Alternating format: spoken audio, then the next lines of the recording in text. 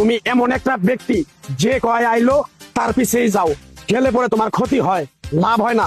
কথাটা ঠিক না বে ঠিক? ঠিক। ডাক করলা না, না। যখন তোমার কাছে টাকা পয়সা থাকে, এখন তোমার আপন বন্ধু বান্ধব, কাছের মা বাবা মা থাকে।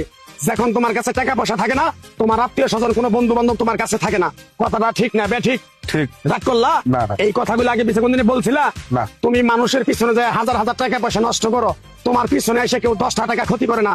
কথাটা ঠিক না বে ঠিক? ঠিক, ঠিক। আরেকবার কও বিসমিল্লাহ, বিসমিল্লাহ। আরেকবার কও সুবহানাল্লাহ। সুবহানাল্লাহ। বিশ্বাসে বস্তু মিলে তর্কে বহুদূর। তোমার যে কথাগুলো বলছি সত্য বলছি না মিথ্যা বলছি? সত্য। তুমি এমন একটা ব্যক্তি, মানুষের দুঃখ কষ্ট দেখতে পারো না, তার পাশে যাই দাঁড়াও, তারা এসে তোমার পিছন থেকে ক্ষতি করার জন্য ঘুরে। কথাটা ঠিক না বে ঠিক? ঠিক। রাগ করলা? না। কিছুদিন আগে একটা বিপদে পড়ছিলা, অনেক বন্ধু বান্ধবের কাছে 10, 20, 50 হাজার টাকা হাওলা চাইছো, তারা তো ফোন করেই নাই, তোমার সাথে এখন যোগাযোগ বন্ধ করে দিছে। কথাটা ঠিক না বে ঠিক? ঠিক, ঠিক। রাগ করলা? না, না।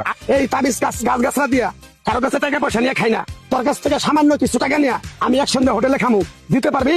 পারবো। পারবি? পারবো। হাইট লাগবো না, তোর মনটা খুবই বড়। কেউ 50 টাকা চাইলে তার 5,000 টাকা দিয়ে দেস।